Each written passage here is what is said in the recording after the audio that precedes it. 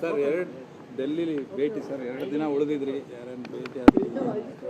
ನಿನ್ನೆ ನಮ್ಮ ಬೆಂಗಳೂರು ಇನ್ಫ್ರಾಸ್ಟ್ರಕ್ಚರ್ ಬಗ್ಗೆ ಡಿಫೆನ್ಸ್ ಅವರು ನಮಗೆ ಒಂದಷ್ಟು ಜಾಗ ಕೊಡಬೇಕು ರಿಕ್ವೆಸ್ಟ್ ಮಾಡಿದ್ದು.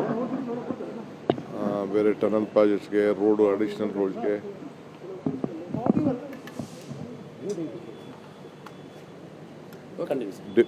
ನಮ್ಮ ಡಿಫೆನ್ಸ್ ಮಿನಿಸ್ಟರ್ ಹತ್ರ ನಮ್ಮದು ಕೆಲವು ರಿಕ್ವೆಸ್ಟ್ಗಳಿತ್ತು. ಸ್ವಲ್ಪ ಟನಲ್ಗೆ 1-2 ಎಕರೆ ಸ್ಟಾರ್ಟಿಂಗಲ್ಲಿ ಬೇಕಾಗಿತ್ತು. ಬೇರೆ ನಾನು ಹೊರಟೋಗ್ತೀನಿ, ತೊಂದರೆ ಆಗ್ತದೆ. ಅವರೇ ಮಾತಾಡ್ಕೊಂಡು ಕೂತ್ಕೊಂಡು ಮಾತಾಡಲಿ.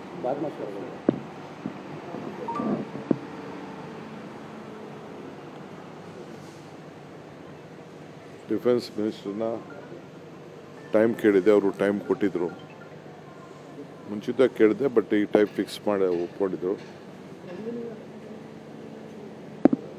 ಅನೇಕ ಅಭಿವೃದ್ಧಿ ಕೆಲಸದ ಬಗ್ಗೆ, ಆಮೇಲೆ ನಮ್ಮದು ಸ್ಕೈಡೆಕ್ ವಿಚಾರಕ್ಕೆ ಹೈಟ್ಗೆ ಸ್ವಲ್ಪ ಸಮಸ್ಯೆ ಇತ್ತು. ಅವರು ಇಷ್ಟು ಕಿಲೋಮೀಟ್ರ್ ದೂರದ ಮೇಲೆ ಹೋಗ್ಬೇಕು ಅಂತೇಳಿ ಅವರು ಕಂಡೀಷನ್ ಆಗಿದ್ರು HAL ಅವರು. ಅದಕ್ಕೆ ಆಮೇಲೆ ಪ್ರೀಮಿಯಮ್ ಫೇರ್ ಬೇರೆ, ಈಗ ನಾವು ಬೆಂಗಳೂರು ಸಿಟಿಗೆ ಸ್ವಲ್ಪ ದುಡ್ಡು ಬೇಕು. ಆ ದೃಷ್ಟಿಯಿಂದ ನಾವು ಅವ್ರಿಗೆ ಪ್ರಸ್ತಾವನೆ ಕೊಟ್ಟು, ಕೆಲವು ಹೈಟು ಅಚೀವ್ ಮಾಡೋಕ್ಕಾಗಲ್ಲ, ಏರ್ಪೋರ್ಟು 2 ಏರ್ಪೋರ್ಟ್ ಇದೆ, ಅಲ್ಲಿ ಅಚೀವ್ ಮಾಡೋಕ್ಕಾಗಲ್ಲ ಅಂತ ಕೆಲವರೆಲ್ಲ ರಿಕ್ವೆಸ್ಟ್ ಮಾಡ್ತಾಯಿದ್ರು.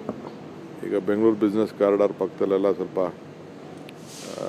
TDR ತೊಗೊಳೋರಿಗೆ, FIR ತೊಗೊಳೋರಿಗೆಲ್ಲ ಸ್ವಲ್ಪ ರೆಸ್ಟ್ರಿಕ್ಷನ್ಸ್ ಆಗ್ತಿತ್ತು.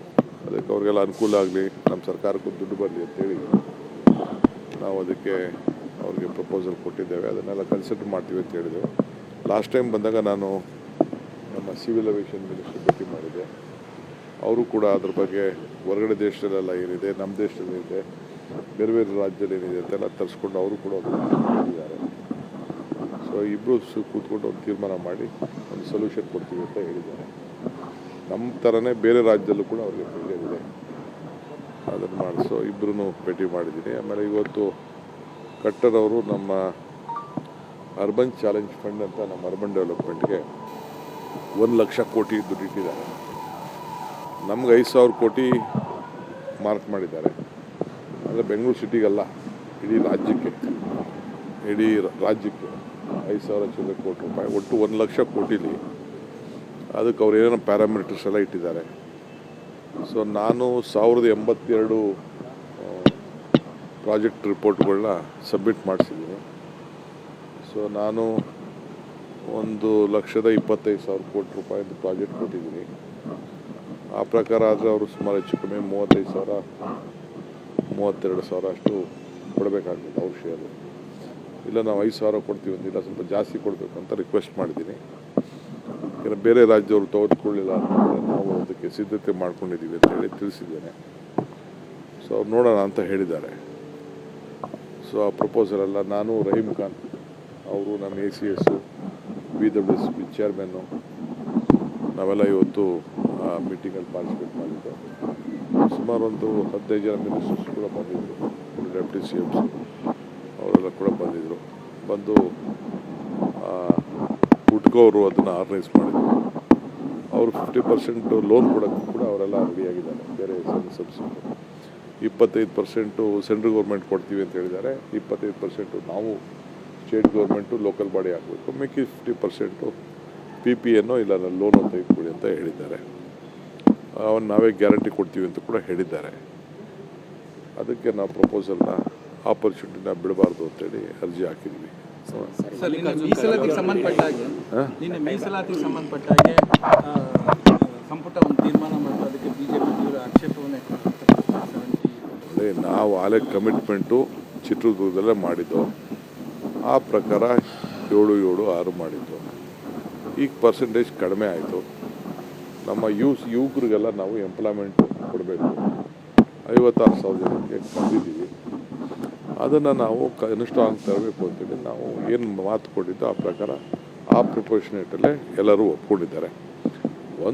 ಒಂದೇ ಪೋಸ್ಟ್ ಇತ್ತು, ಯಾರಿಗೆ ಹೋಗೋದು ಅನ್ನೋದು ಒಂದು ದೊಡ್ಡ ಪ್ರಶ್ನೆ ಇತ್ತು. ಅದಕ್ಕೆ ಒಂದು ಪರಿಹಾರ ಕೂಡ ಎಲ್ಲರೂ ಸೇರಿ ಕಂಡುಹಿಡಿದಿದ್ದಾರೆ. ಇದು ಒಳ್ಳೆಯ ತೀರ್ಮಾನನೇ. ಕರ್ನಾಟಕ ರಾಜ್ಯದ ಇತಿಹಾಸದಲ್ಲಿ ಈ ಸಮಸ್ಯೆನ ಬಗೆಹರಿತು ಅಂತೇಳಿ ಬಿ ಜೆ ಪಿಯವರು ಖುಷಿ ಪಡಬೇಕು. ಏಕೆಂದರೆ ಬಿ ಜೆ ಪಿಯವ್ರ ಕೈಲಿ ಇದನ್ನು ಸಾರ್ಟ್ಔಟ್ ಮಾಡೋಕ್ಕಾಗಿರಲಿಲ್ಲ.